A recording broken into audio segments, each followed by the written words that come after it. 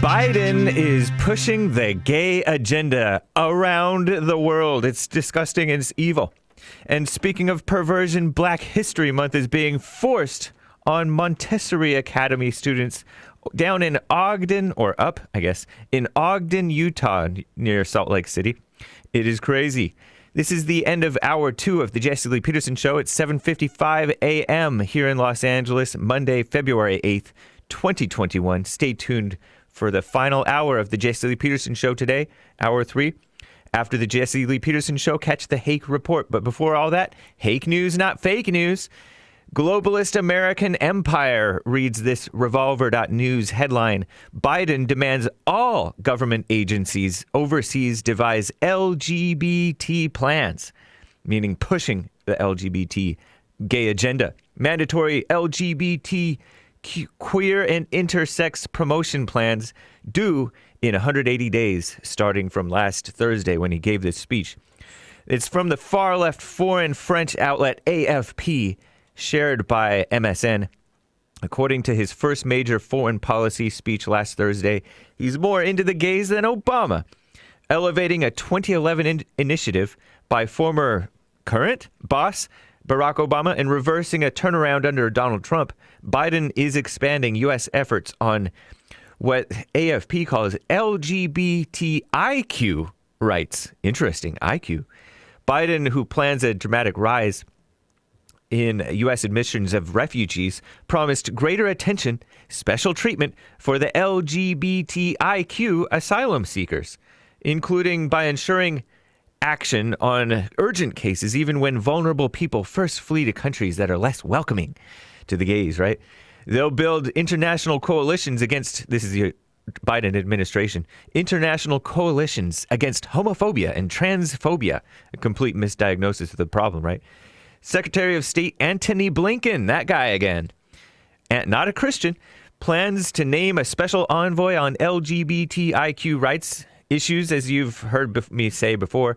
Biden back in 2012, under Obama, became the highest-ranking U.S. official to back what AFP falsely calls, quote-unquote, marriage equality, which is another deception. Misguided activism when Jessica Stern from Outright Action International, which is an NGO, non-government organization, activist group, and Philip Ayub at Occidental College right here in California, who studied diplomacy and, quote-unquote, sexual minorities, both pushing this mess. Obama slashed aid or trading privileges back in his administration to Uganda and Gambia after the countries passed laws that authorized imprisonment for homosexuality. Uganda's had bad problems with HIV and AIDS, a real pandemic, more dangerous than just not wearing a mask, right? AFP names Jamaica as once a hotbed of homophobia, which doesn't exist. Gay sex, which is a misnomer and gross, is now legal in nearly 2/3 of all nations, and 28 countries allow same-sex marriage, according to the International Lesbian, Gay, Bisexual, Trans, and Intersex Association, ILGA.org. Nasty, huh?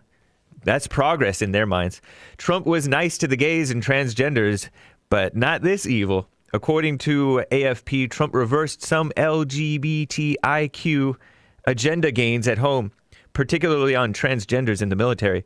But under his Secretary of State, Mike Pompeo, an evangelical Christian, the U.S. limited visas for foreign diplomats' same-sex partners, stopped U.S. embassies from flying the gay flag, the rainbow flags, and entered a joint declaration with countries such as Uganda that promoted the natural definition of marriage, real definition of family, that is.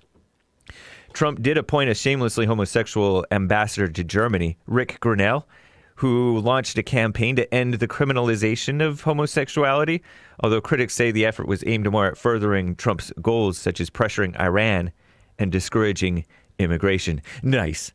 Speaking of perversion, Black History Month, a Utah school rescinds its option for students or parents to opt their children out as students of Black History Month. And a backlash forced the school to backpedal its initial announcement. One evil woman said, "You can't opt out of Black history." So they're apologizing. Cowards. I'm James Hake.